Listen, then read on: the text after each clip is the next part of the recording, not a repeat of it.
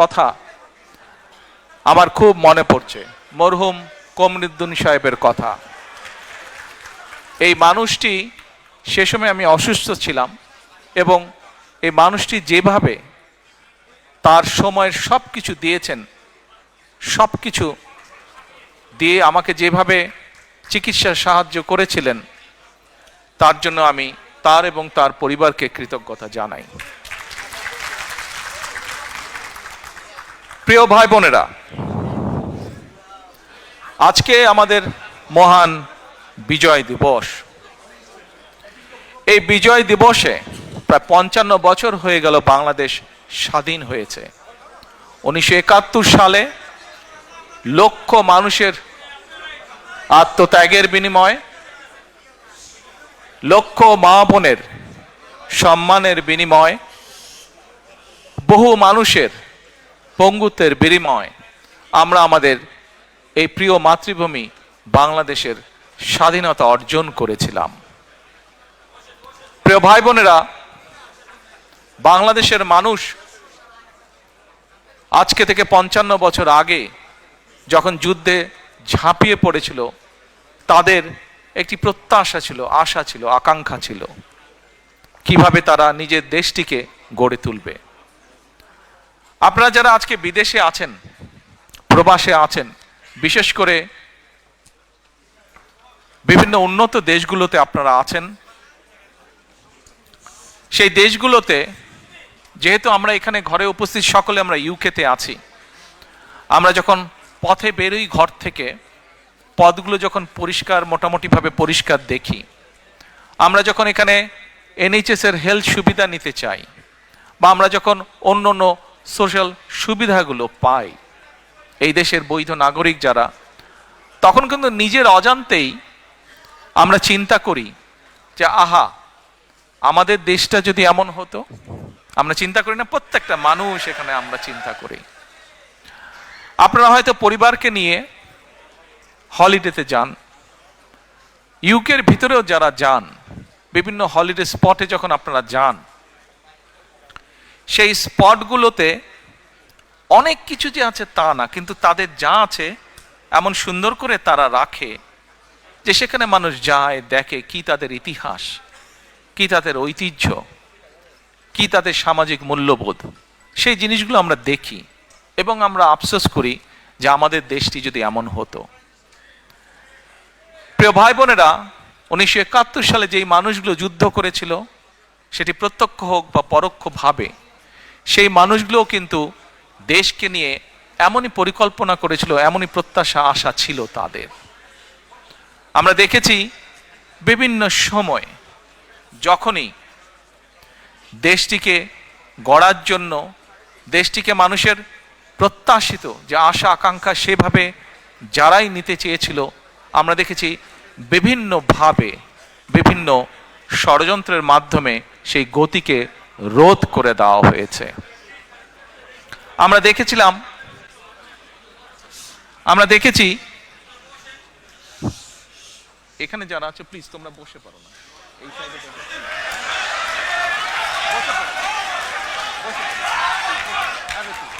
ফ্লোরে বসে পারো।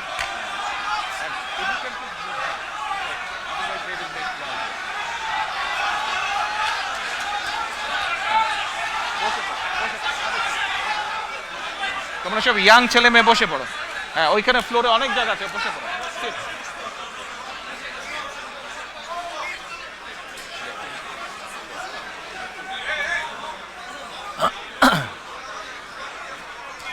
প্রিয় ভাই বোনেরা, বিভিন্ন সময় বিভিন্ন ষড়যন্ত্র হয়েছে। আমরা দেখেছি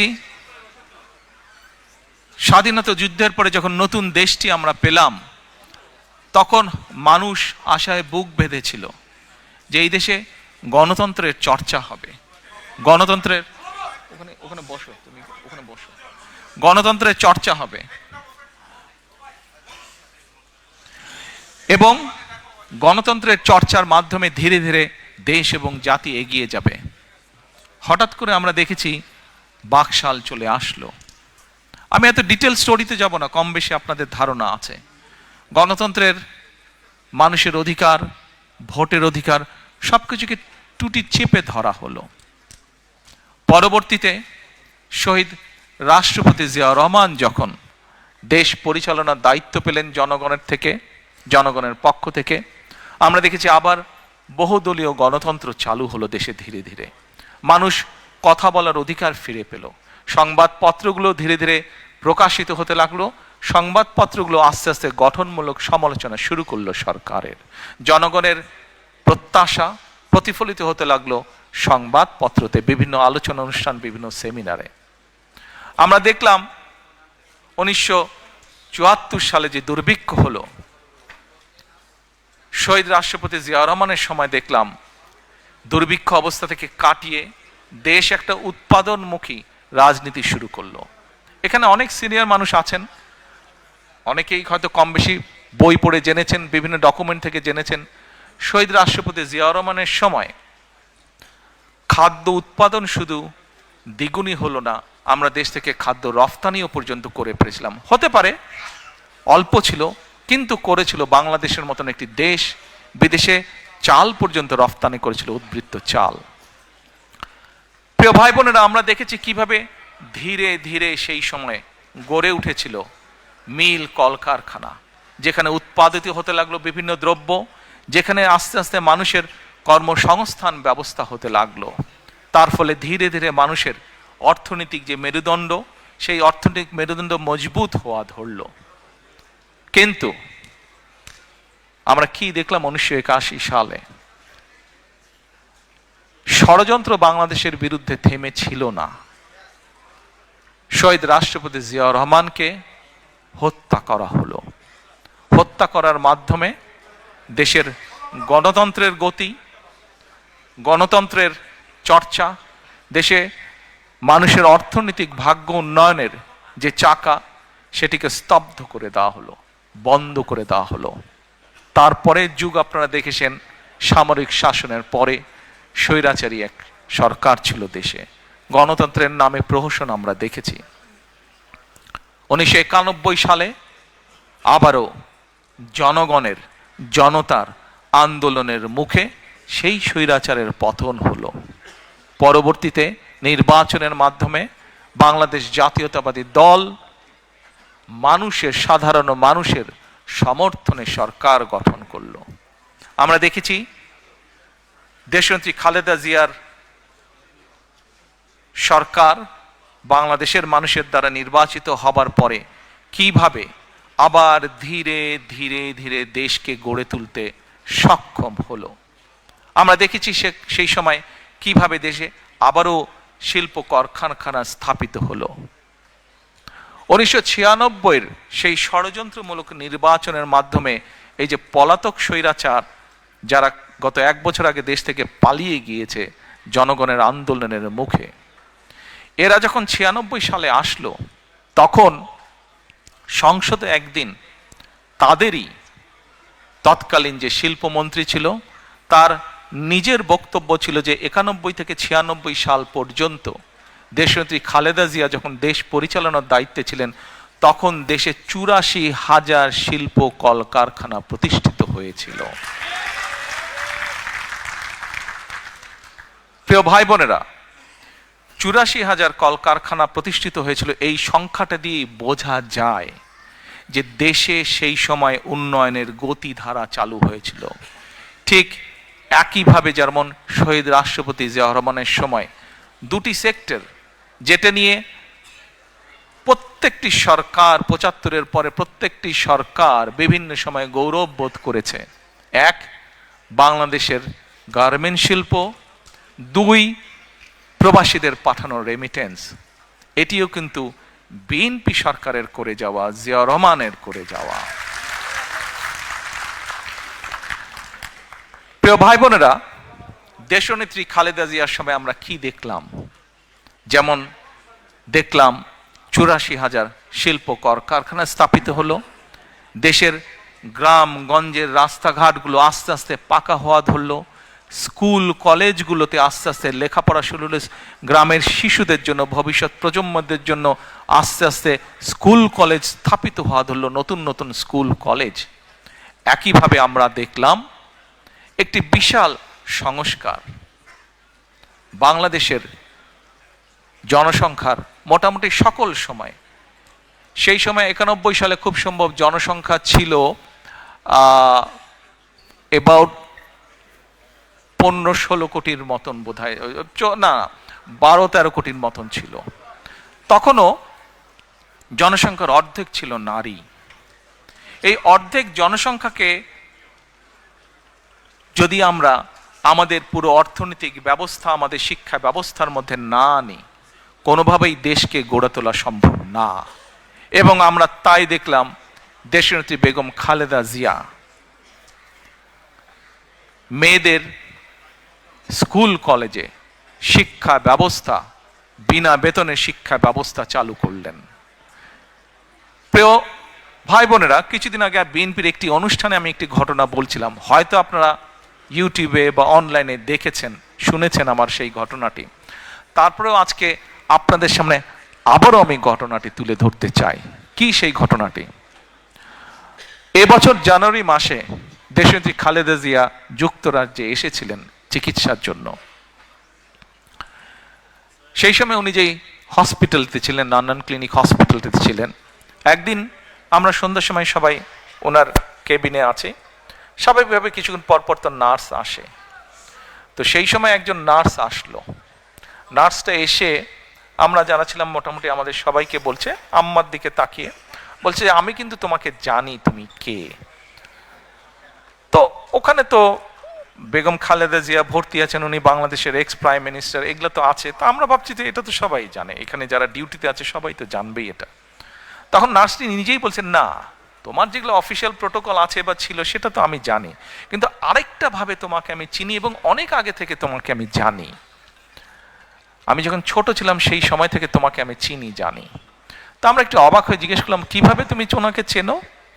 ওই নার্স যে, তার বাড়ি ছিল, দেশের বাড়ি হচ্ছে, শি ওয়াজ ফ্রম নাইজেরিয়া। তো বলল, তুমি তোমার দেশে মেয়েদের জন্য ক্লাস 12 পর্যন্ত শিক্ষা ফ্রি করেছো তুমি, এবং আমার দেশের সরকার তোমার এই পলিসিটা গ্রহণ করেছে, যার ফলে আমি বিনামূল্যে শিক্ষা পেয়েছি, পরবর্তীতে পড়ালেখা করেছি, আজকে আমি ইউকেতে এসে এখানে কাজ করছি। প্রিয় ভাই বোনেরা, আপনাদেরকে অল্প একটি বললে অনেক বলা যাবে, বললে অনেক কিছু বলা যাবে বিএনপি সরকার কি কি করেছে। যেমন আরেকটি বলি, এটাও স্বাস্থ্য খাতেরই কথা। আপনারা এখানে যারা আছেন আজকে উপস্থিত, কারো না কারো, সবার বাড়ি কোনো না কোনো জেলা এবং কোনো না কোনো উপজেলায়। আপনাদের সবারই যখন দেশে যান, গিয়েছেন, দেখছেন, এই উপজেলায় 51 বেডের একটি উপজেলা স্বাস্থ্য কমপ্লেক্স আছে। আপনার নিজের উপজেলার স্বাস্থ্য কমপ্লেক্সটি কে কে দেখেননি? হাত তুলেন তো ভাই, কে কে দেখেননি? যারা যারা নিজের উপজেলা স্বাস্থ্য কমপ্লেক্স দেখেননি, আচ্ছা, তাহলে দয়া করে গিয়ে দেখে নেবেন এবার, যারা হাত তুলেছেন দেখেননি। আর কারা কারা দেখেছেন? এই দেখেন, মেজরিটি মানুষ দেখেছেন, ধন্যবাদ, থ্যাংক ইউ সো মাচ। এখন এই যে উপজেলা স্বাস্থ্য কমপ্লেক্স, এই উপজেলা 51 বেডের যেটা, এটির 31 বেড করেছিলেন শহীদ রাষ্ট্রপতি জিয়া রহমান, তার আগে ওখানে কিচ্ছু ছিল না। এবং পরবর্তীতে যেই 20 বেড অ্যাড হয়েছে, পরবর্তীটা করেছে আপনাদের সরকার, দেশনেত্রী খালেদা জিয়া সরকার। আমাদের প্রশ্ন এখনো, এই যে স্বৈরাচার ছিল তারা কিছু জিনিস বানিয়েছিল, কিন্তু সাধারণ মানুষ যখন অসুস্থ হয়, গ্রাম পর্যায়ে, ইউনিয়ন পর্যায়ে, উপজেলা পর্যায়ে, তারা কিন্তু উপজেলা স্বাস্থ্য কমপ্লেক্সে যায়, অন্য জায়গায় কোথাও যায় না তারা চিকিৎসার জন্য। তার মানে মানুষ, প্রান্তিক মানুষ চিকিৎসার জন্য যতটুকু সুবিধা পাচ্ছে, তারা যে যাচ্ছে, তারা কিন্তু সেই বিএনপি যে করে আসছে সেখানেই তারা যাচ্ছে। প্রিয় ভাই বোনেরা, খুব সংক্ষেপে আমি কয়েকটি উদাহরণের মাধ্যমে আপনাদের সামনে কিছু কথা উপস্থাপন করলাম। আমরা বিগত 16 বছর, 2008 থেকে এবং বিশেষ করে 14 সালের পর থেকে 5ই আগস্ট, 4 আগস্ট পর্যন্ত বাংলাদেশ জাতীয়তাবাদী দল বাংলাদেশ জাতীয়তাবাদী দলের লক্ষ লক্ষ নেতা কর্মী রাজপথে ছিলাম। আমরা কেন রাজপথে ছিলাম? আমরা রাজপথে ছিলাম এই দেশের মানুষের রাজনৈতিক অধিকার, কথা বলার অধিকার, ভোটের অধিকার প্রতিষ্ঠা করার জন্য। আমাদের সাথে আমরা যে শুধু একা ছিলাম তা না, আমাদের সাথে আরো কিছু রাজনৈতিক দল ছিল। কে ছোট কে বড় সেটি কথা না, মূল কথাটি হচ্ছে অত্যাচার, নির্যাতন, অবৈধ ক্ষমতা দখলদারির বিরুদ্ধে আমরা বিএনপি সহ অনেকগুলো রাজনৈতিক দল সে সময় রাজপথে ছিলাম। এই রাজপথে থাকতে গিয়ে আমাদের হাজারের মতন নেতাকর্মী গুমের শিকার হয়েছে, আরো হাজারেরও বেশি নেতাকর্মী খুনের শিকার হয়েছে। আমাদের ৬০ লক্ষের মতন নেতাকর্মী বিভিন্ন নির্যাতন, অত্যাচার, হামলার শিকার হয়েছে। আপনাদের মধ্যে হয়তো এখানে বহু মানুষ আছেন যারা নির্যাতনে অত্যাচারিত হয়ে দেশ থেকে এখানে চলে আসতে বাধ্য হয়েছিলেন। শুধু ইউকে না, ইউরোপের বহু দেশে আছে, মধ্যপ্রাচ্যের বহু দেশে আছে, মালয়েশিয়ায় বহু দেশ আছে, আমেরিকায় বহু দেশে বহু আমাদের নেতাকর্মী আছে যারা হয়তো বাধ্য হয়ে চলে গিয়েছিল দেশ ছেড়ে। প্রিয় ভাই বোনেরা, যুগেরও বেশি সময় ধরে বাংলাদেশ জাতীয়তাবাদী দল আন্দোলন করেছে।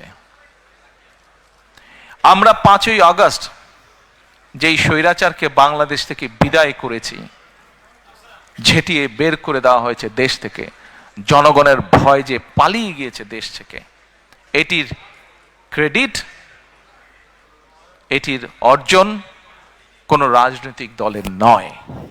এটির অর্জন সম্পূর্ণভাবে বাংলাদেশের সাধারণ মানুষের ক্রেডিট। এটি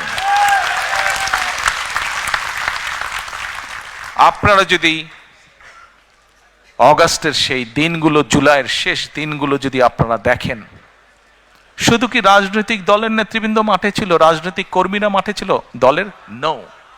সেদিন আমরা দেখেছি একজন রিক্সা চালক মাঠে, আমরা দেখেছি সিএনজি চালক মাঠে, আমরা দেখেছি ক্ষুদে ব্যবসায়ী মাঠে, আমরা দেখেছি স্কুল শিক্ষক মাঠে, আমরা দেখেছি ডাক্তার নার্স মাঠে, আমরা দেখেছি বিভিন্ন কলেজ, বিশ্ববিদ্যালয়ের, প্রাইভেট ইউনিভার্সিটি, স্কুল শিক্ষক, ছাত্র ছাত্রীরা মাঠে, আমরা দেখছি গৃহিণীরা পর্যন্ত রাজপথে, আমরা দেখেছি শিশুরা পর্যন্ত রাজপথে।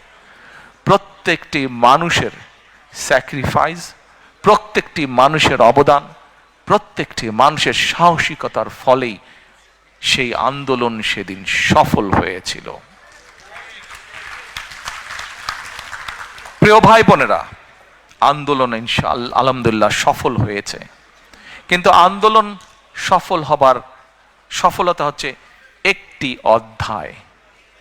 একটি অধ্যায়। বিজয় করা অনেক সময় বিজয় করা যায়, কিন্তু বিজয়ের সফলতা ধরে রাখা আরো কঠিন।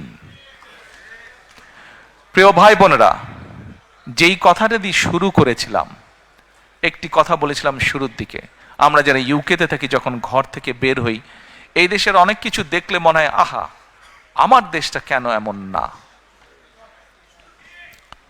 প্রিয় ভাই বোনেরা, আমার দেশটি, আমাদের দেশটি যদি গড়ে তুলতে হয় আমাদের প্রত্যাশার মতন, তাহলে তো কাজ আমাদেরকেই করতে হবে, তাই নয় কি? আমাদেরকেই তো, বাংলাদেশের মানুষকে যারা আমরা বাংলাদেশি, আমাদেরকে মিলেই তো কাজটি গড়ে তুলতে হবে, দেশকে গড়ে তুলতে হবে। প্রিয় সহকর্মীবৃন্দ, ষড়যন্ত্র চলছে। ষড়যন্ত্রকারীরা কিন্তু তাদের সেই ৭১-এ যারা ষড়যন্ত্র করেছিল, ৭৫-এ যারা ষড়যন্ত্র করেছিল, ৭ই নভেম্বরে পরাজিত হয়েছিল, ৮১-তে যারা ষড়যন্ত্র করেছিল, ৯৬-তে যারা ষড়যন্ত্র করেছিল, পরবর্তীতে যারা ষড়যন্ত্র করেছে, তাদের ষড়যন্ত্র কিন্তু থেমে নেই। এবং বাংলাদেশ জাতীয়তাবাদী দল একটি দায়িত্বশীল দল হিসাবে আমাদের এবং আমাদের প্রতিটি পর্যায়ের নেতাকর্মীর পবিত্র দায়িত্ব হচ্ছে বাংলাদেশের মানুষকে সাথে নিয়ে সচেতন করার মাধ্যমে সজাগ এবং সতর্ক থাকা এবং বাংলাদেশের মানুষকে সজাগ এবং সতর্ক রাখাই ষড়যন্ত্রের বিরুদ্ধে। প্রিয় ভাই বোনেরা, স্বৈরাচারকে আমরা বিদায় করেছি 16 বছর ধরে, এবং এর আগে বিভিন্ন সময় বাংলাদেশের মানুষ, সে রাজনৈতিক দলের নেতা বা কর্মী হোক অথবা একজন সাধারণ মানুষ যে তার দেশকে ভালোবাসে, এরকম বহু মানুষ অকাতরে জীবন বিলিয়েছে শুধুমাত্র দেশটিকে একটি সঠিক জায়গায় নিয়ে আসার জন্য, শুধুমাত্র দেশের মানুষের গণতান্ত্রিক অধিকারকে প্রতিষ্ঠিত করার জন্য। আজ একটি সময় এসেছে, আগামী 2 মাস পরে দেশে একটি নির্বাচন, বহুল প্রত্যাশিত একটি নির্বাচন, যে নির্বাচনে মানুষ নিজে ঘর থেকে বেরিয়ে নিরাপদে যাবে, স্বাচ্ছন্দ্যে ভোট দিবে তার ইচ্ছা মতন। এরকম একটি প্রত্যাশিত দিন সামনে অপেক্ষা করছে। প্রিয় সহকর্মীবৃন্দ, আমরা যেরকম একটি দায়িত্বশীল রাজনৈতিক দল হিসাবে আজকে আমাদের দায়িত্ব যেমন বাংলাদেশের বিরুদ্ধে, বাংলাদেশের মানুষের স্বাধীনতা, সার্বভৌমত্ব, গণতান্ত্রিক অধিকার, ভোটের অধিকার, অর্থনৈতিক স্বাধীনতার বিরুদ্ধে যারা ষড়যন্ত্র করছে তাদের বিরুদ্ধে যেমন বাংলাদেশের মানুষকে সতর্ক রাখা, সজাগ রাখা, একই সাথে প্রিয় ভাই বোনেরা, আমাদের একটি অন্যতম গুরুত্বপূর্ণ দায়িত্ব হচ্ছে দেশের মানুষের সামনে পরিকল্পনা দেওয়া। আমাদের মধ্যে অনেকেই বক্তব্যে বলেন আমরা এই স্বপ্ন দেখছি, আমরা সেই স্বপ্ন দেখছি। আমি ভাই স্বপ্নের মধ্যে নাই, আমি কোনো স্বপ্নের মধ্যে নেই। আমরা আছি পরিকল্পনার মধ্যে, আমরা পরিকল্পনা করব, আমরা পরিকল্পনা বাস্তবায়ন করব। এই আজকে এই যে স্লোগান দাও না, at all I don't enjoy it. এই যে স্লোগান দাও তারেক ভাই জিন্দাবাদ, at all I don't like it.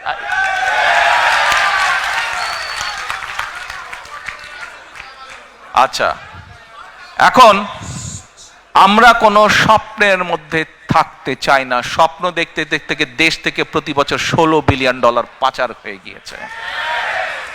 স্বপ্ন দেখতে দেখতে দেশের অর্থনৈতিক অবস্থা, দেশের শিক্ষা ব্যবস্থা, দেশের কৃষি ব্যবস্থা, দেশের রাস্তাঘাট, দেশের আইন আদালত, আইন শৃঙ্খলা সবকিছু ভেঙে চুরমার হয়ে গিয়েছে। প্রিয় ভাই বোনেরা,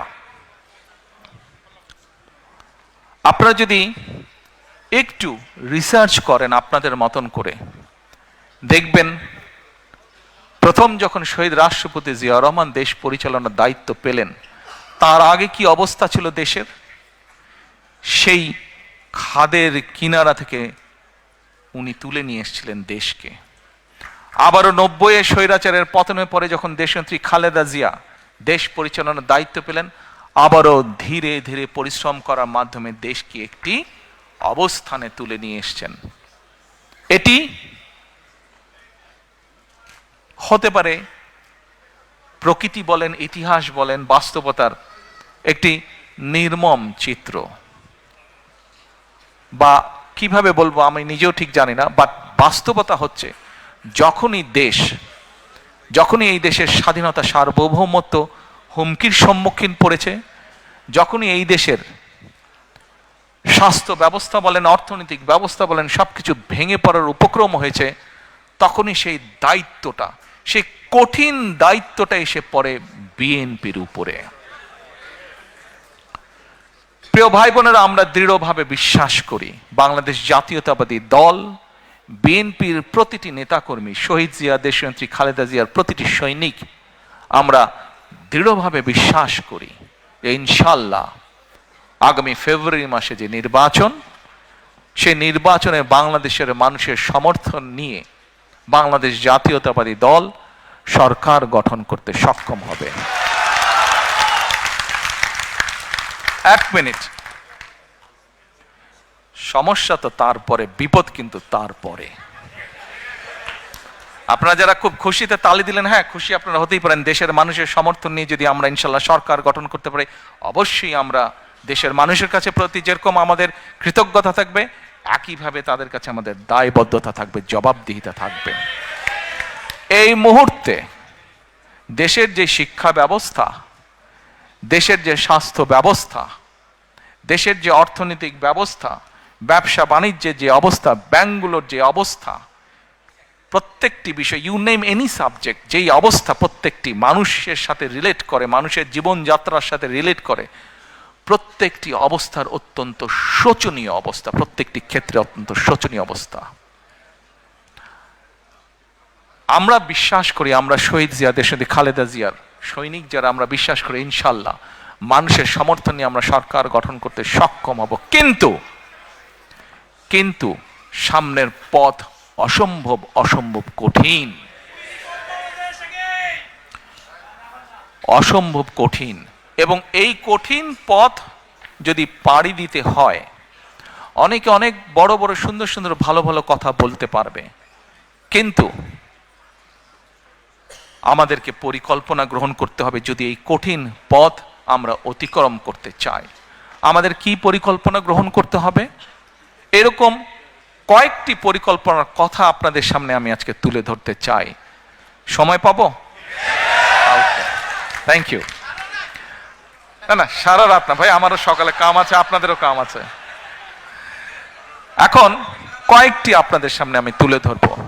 আপনাদের নিশ্চয়ই মনে আছে প্রিয় ভাই বোনেরা, আপনাদের নিশ্চয়ই মনে আছে আজকে থেকে যখন বাংলাদেশের মানুষের, বাংলাদেশের ঘাড়ে ওই পলাতক পতিত স্বৈরাচার চেপে বসেছিল, ঠিক সেই সময় আপনাদের দল বিএনপি বাংলাদেশে আজকে থেকে প্রায় 2.5 বছর আগে, তখন কেউ জানতো না যে কবে, আমরা প্রত্যেকে দৃঢ়ভাবে আত্মবিশ্বাসী ছিলাম যে স্বৈরাচারকে পড়তে হবে, তাকে চলে যেতে হবে। কবে হয়তো এক্সাক্ট ডেট আমরা তখনও সেভাবে নির্ধারিত ছিল না। স্বৈরাচার পতনের 2.5 বছর আগে বাংলাদেশের মানুষের সামনে আমরা 31 দফা সংস্কার কর্মসূচি উপস্থাপন করেছিলাম। মনে আছে আপনাদের? Yes. তখন অনেকে হেসেছিল। আর আজকে যারা, কাউকে আমি আঘাত করে কথা বলতে চাই না, কাউকে অসম্মান করে কথা বলতে চাই না, কিন্তু আজকে বহু মানুষ সংস্কার নিয়ে কথা বলছে। ভেরি গুড, বলুন, আমরা চাই আপনারা বলুন। কারণ আমাদের 31 দফাতে আমরা বলেছি এটার থেকে বেটার যদি কিছু দেন, এটা থেকে নতুন কিছু যদি আপনারা কেউ উপস্থাপন করেন, আমরা সানন্দে তা গ্রহণ করব। সেই 31 দফার মধ্যে আমরা বলেছি যে 31টে দফা আমরা বিশ্বাস করি, শহীদ রাষ্ট্রপতি জিয়াউর রহমান 19 দফা দিয়েছিলেন। সেই 19 দফাকে আরো সময়ে, পরিস্থিতি, সবকিছুর পরিবর্তনের কারণে সেটিকে আমরা কিছুটা আরো পরিবর্তন করে আরো সুন্দরভাবে আমরা উপস্থাপন করেছি, যার ভিত্তিতে আমরা দেশ পরিচালনা করতে চাই ইনশাআল্লাহ। এখন এই 31 দফার ভেতর থেকে আমরা আরো কয়েকটি বিষয়কে আলাদা করে বের করে নিয়ে এসেছি। এই 31 দফার ভেতরে সাংবিধানিক বিষয় আছে, এই 31 দফার ভেতরে আইনগত বিষয় আছে, এই 31 দফার ভেতরে আপনার, আমার, আমাদের সকলের বেঁচে থাকার মৌলিক অধিকারের নিশ্চয়তা কিভাবে প্রদান করা যায় তার কিছু ডাইরেকশন বা পরিকল্পনা আছে। যেমন, আস্তে হাততালি পরে দিই আমরা, যেমন আসুন 31 দফার মধ্যে বাই নাও আপনারা শুনেছেন, দেখেছেন, আমরা একটি কার্ড ইন্ট্রোডিউস করতে চাই, যেটার নাম আমরা দিয়েছি ফ্যামিলি কার্ড। বাই নাও আপনারা শুনেছেন। এখন এই ফ্যামিলি কার্ডটা কি, নাম হয়তো আপনারা শুনেছেন অনেকে, কেউ কেউ হয়তো আপনারা এখানে যারা আজকে উপস্থিত আছেন কেউ কেউ হয়তো আপনারা জানেন, আচ্ছা ফ্যামিলি কার্ড দিয়ে কি হবে না হবে। এই ফ্যামিলি কার্ডটা কেন ইন্ট্রোডিউস করতে চাই, কি এটার লক্ষ্য উদ্দেশ্য, সংক্ষেপে আপনাদের সামনে আমি তুলে ধরতে চাই। এবং আপনাদের কাছে যেটা তুলে ধরবো, আপনাদের প্রতি আমার অনুরোধ থাকবে আপনারা এই কথাগুলো আরো মানুষের কাছে পৌঁছে দিবেন। আসুন এবার ফ্যামিলি কার্ডটি কি আমরা সংক্ষেপে বিবেচনা